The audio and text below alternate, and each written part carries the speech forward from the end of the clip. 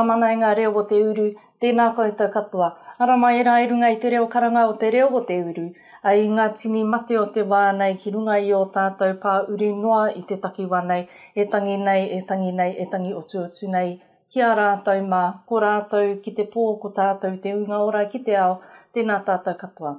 Nau mai oki mai ki tēnei wāhanga o te kupu o te uru, ka oki atu tātou ki ngā pūrongo, kuua mai te reo o te uru i tēnei wiki, ki te paku wānanga i ngā kōrero o roto. Ko Alana Broughton tēnei e arataki ana i te kupu o te uru.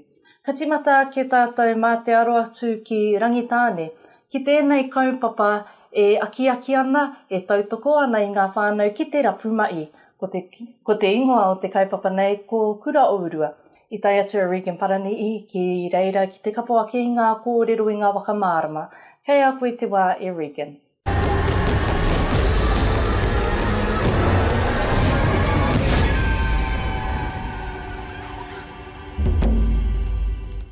Kua whakarewangia e rangitāne o Manawatu i te Kura Hourua, ki te pokapū o Te Papaiōea.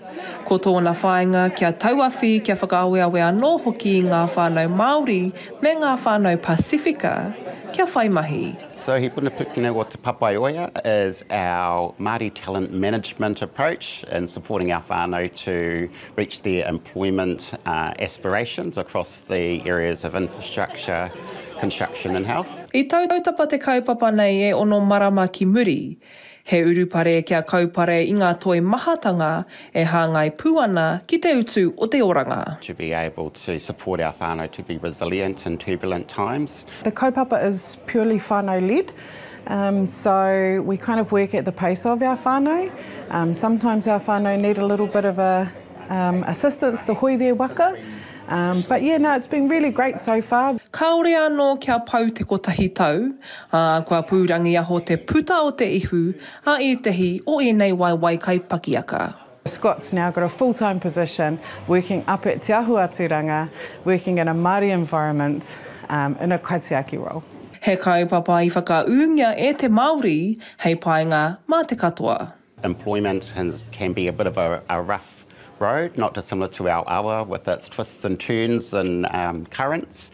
So our focus is making sure that whānau are supported on their journey to not only get a job but have a meaningful employment and reach their aspirations. We are an employment training and education hub based here in Te Marae to help our whānau Māori and Pasifika into employment and upskill in their current employment. Ka tūhono hoki te kaupapa nei ki ngā rato ngā rapa noa te rohe, e pai ai te tutuki i ngā wawata o ā rātau apataki. So this is a good strategic approach for our community to be able to bridge and support our whānau. Pūare ana ngata tau o te whare nei ki te hapori. Ka mutu e whakaawea ana rātau i te hunga pō kaikaha kia hau atu ki te kaupapa. Regan Paranihi, Te Reo o Te Uru.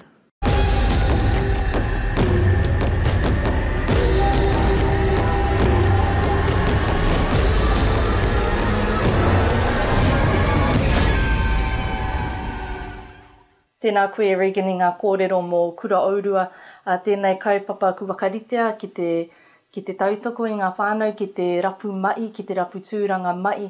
Arau ki te mea mō e te imai mo te wā poto, engari kia roa tērā ara, tērā mai. Kāta i kārua ko te whakaaro nui, ko te ono mai tētei paki i ki tētei atu. Ara tātou, anei tātou e mōio ana ko te aka kūmara, kāre e aka i tua atu mō te rongo i ngā kōrero mō ngā tūranga mai. Engari mena kaike ki tērā taumata, paki i ki te paki i, ka nui anō ngā kōrero ei ngā ara mai, ei wakarite mā ngā whānau e rapu ana. E te iwi ka uri te aro anō, kai te aroa ke tātou ki te Kura Kaupapa Māori me te ui a tau i tū ake ki kai waiki. Anei ngā kōrero.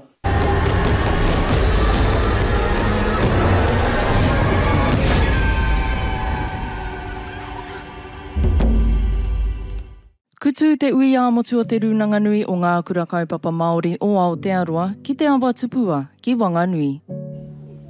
Neke atu I te ruarau tāngata no ngā Kura Kaupapa Māori o Aotearoa, ku wakakota I mai ki runga o Kaiwai ki marae. E waimari ana mātau te uki mai nei, te kaupapa o te ao matua, ki te pūtaketanga. I runga nōra I te tono, o tō mātou aine, mate ki Te Uru. Ko iana e te tautorunga uru no te wakatonga o te kākano o te rūnanga nui o ngā Kura Kaupapa Māori o Aotearoa, ko te puta mai ngā ua ki runga I te ātea mō ngā mai kupu āwaitia. Oku mātua I pakeke mai I te ao Pākehā, engari ka mārama ki a rātou I harapea tērā I te ara tika mo aku tamariki. Ka whakatūria he kura ki tō mātou kāinga ki tētahi pākaro he hēti. Kai tēnā kura āna no take ai wānanga I ngā rangi ui nei, ko te aro nui ki te ngako o ngā kōrero, ku ātawa kāro ia e pono ai te kaupapa, ki puna ai ko te reo. Hoki anō ki te pūtake o te kaupapa. Whakapakari ia tātou, kia tonu. Ki te kaupapa o te aho matua, ko ngā tamariki te pūtake. I tipu mai tēnei kaupapa I te pakanga, I te tohe nui, e tohe tonu ana. Rua rau mā iwa tau te pakeke o te punaha mātauranga Pākehā I Aotearoa. Toru te kau mā rima tau noiho, te pakeke o ngā Kura Kaupapa Māori. Tēnei punua punaha mātauranga e whawhai ana ki tērā tani wāhikuroa o te punaha mātauranga Pākehā engari. Kei konei tunu mātou. I tēnei rangi no ngā Kura Kaupapa Māori o te aukainga, te reo waiata, te reo rāiri o te ungaririki e wa ake ana I ngā mātāpono I tāia I ngā tau o muri. Ko e nei, ngā reanga o naia nei rangi, ana ko tā rātou wero hāpaitia. Kōrero ia, porotehe, tukaha nei, ki tā te titero tēnei reanga. He rereke ki tā mātou. I mea rā hau ki aua tamariki. Kia kaua rātou e noho ki te pauaka. Ko whakaritea e o rātou mātua, e o rātou pakeke. Engari whakamātauria ngā pāpāringa o taua pauaka, rukuhia te rētōtanga o taua pauaka, kamutu huraina te ao mārama ki runga ki a rātou. Kaore o tātou tīpuna I noho I Hawaiki, I takahia I hoia te Moananui, I Hawaiki hou, a Aotearoa ki a tātou. Nō reira, ko te wero, ki ia reanga. He ha te wāhanga ki a koe, ka aha koe ki te whakapakari I ngā taonga tuku iho nei mō ngā reanga whaimuri. Kuea te ui āmotu nei mo te tau, ku oki ngā pou o ngā kura ki te kawe atu I ngā ua ei wakapakari I o tātou Kura Kaupapa Māori uri noa I te motu.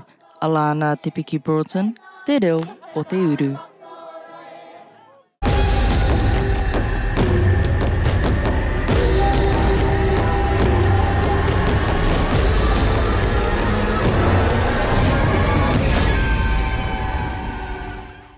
Koina ngā kōrero mō te ui ātau, I wakaritea I wakatū atu ki Kaiwai ki marae. O te anōra te miara o te rārangi te mea e whakaoki ana I te kaupapa ki te orokoanga ara ko te ao matua tērā.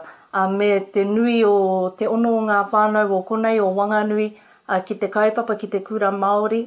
Engari oki ki tua o te wakaoki ngā maara, kei te kite oki I te nui o ngā ua ku puta mai I roto I ngā tau te kau ku paure ki te ungaririki ngā mokopuna e kōrero ana I tō tātou reo, koina pēr te tōu nui kei te eke ngā Kura Kaupapa Māori, hoi anō e wakarautaki mo te tau kei mua I a tātou, ai wānanga no tērā. I tēnei wā I tewi kei te uri anō te aro, ki te tangata nei ki a Dan te wenua Walker, e mai ana I ngā mai I te ao mati I kōtia nō rā te ao angarau, me te whakaronui ki te wā o te Māori ki roto I enei mai, me te wā o enei mai ki roto I te ao Māori. Anei a Phoenix Manly Green, me ngā wakamauki.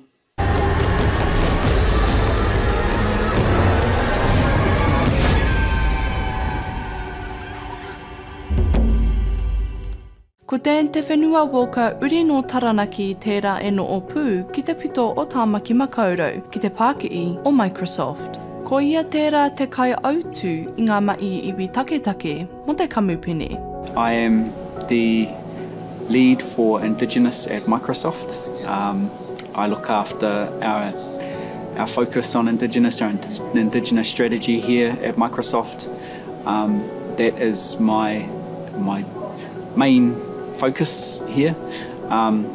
But in terms of my day job, I'm also the Partner Development Manager looking after our cloud solutions across Australia and New Zealand for our partners. So both roles have a strong focus here at Microsoft for me. Kua ara anō te angarau AI ki te ao, ki Microsoft rātau e wairoutaki, kia wakauru I ngā momo o AI ki te otinga ka kite I ēnei rā. So artificial intelligence is not a new technology, it's been around for many years. It has more recently come to light and become more prevalent just because of the launch of things like ChatGPT and the fact that we can see AI in all of our technologies. Microsoft in particular is seeing a huge opportunity to bring it into all of their software. So artificial intelligence is there to really make our lives easier. Kei te wakapito te ao I tēnei angarau, ei tā te Wenua Walker, me au mai a Māori mā kia wakato I te mana motu ake ki roto I te AI. I think it's needed because anything that is effectively taking the intelligence of humans, te reo Māori has got to be there because that's a part of our collective intelligence. Obviously there's a tikanga piece there, we've got to make sure that we protect it, and we also need to make sure that we put our whakaaro there first, you know. So while a lot of the global technologies are bringing their thoughts, Māori also need to assert our mana motuake in that space as well. E moi anui te wakaoki I ēnei kōrero AI ki tōna ūkaipō ki te maungati tō kia koro pupu ake ko ngā pukenga pūna āroro iko o te kāinga ki tēnei tirohanga au. That's one of my massive goals, is to actually see Taranaki embrace some of these technologies for the betterment of our people.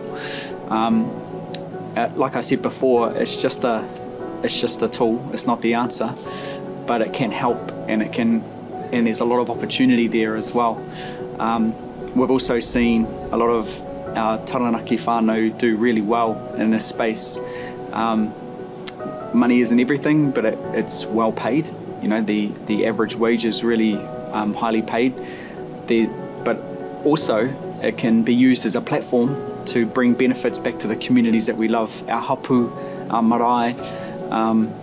And I've seen that. I've actually seen us doing amazing things in this space. So yeah, I'd love for Taranaki to embrace these technologies, but making sure that they bring their own lens to it, which is about uplifting our communities. Puta ia nui o te Wenua Walker, kia waipanga te kainga ki tēnei angarau AI, kia riaria ki ngā āpuri uri noa I te maungati tō ei tirohanga au mo ngā apu, me ngā marae o ki. Phoenix Mainland Green, te reo o Te Uru.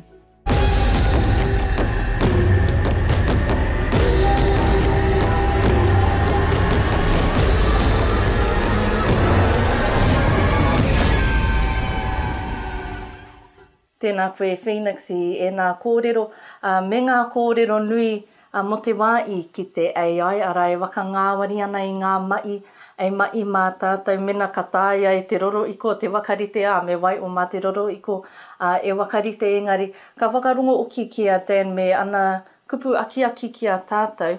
Ka rongo oki au I tēnei ara hei wakarite mā tātou e Māori ake ai te rāra. Kua kitea tēnei Enei a ainga o te AI ki kō, engari ko te whakaaro ia, ko te whakaaro I tēnei mena rānei, he reo Māori e whakaaro o roto I a AI mai. Nō reira, koina pia te I wā inui ki tātou, te Māori, ki tātou ngai wi takitake o Aotearoa, ko te whakarite I tōna reo, kia āngai mai kia tātou, ko ona aro e āngai mai ana ki ngā mea nui o roto I te ao Māori. Nō reira, e nui ngā wānanga ka puta I tēnei angarau, I tēnei kātū taonga ara ko te AI, I roto I ngā tau kei mua I a tātou. E te iwi koina katoa ngā pūrongo kuputa mai i te reo o te uru i te wiki ku i pānei, e mi i atuana ki o tātou pau reo irirangi Māori, ki te korimako o Taranaki, ki te reo irirangi o Moananui, ki te reo irirangi o Rangitāne. E mea tautoko tēnei pāpāo e te māngai pāo. Ko Alana Broughton tēnei, he mi i kaua tuana ki koutou e te iwi, mauri ora ki koutou katoa.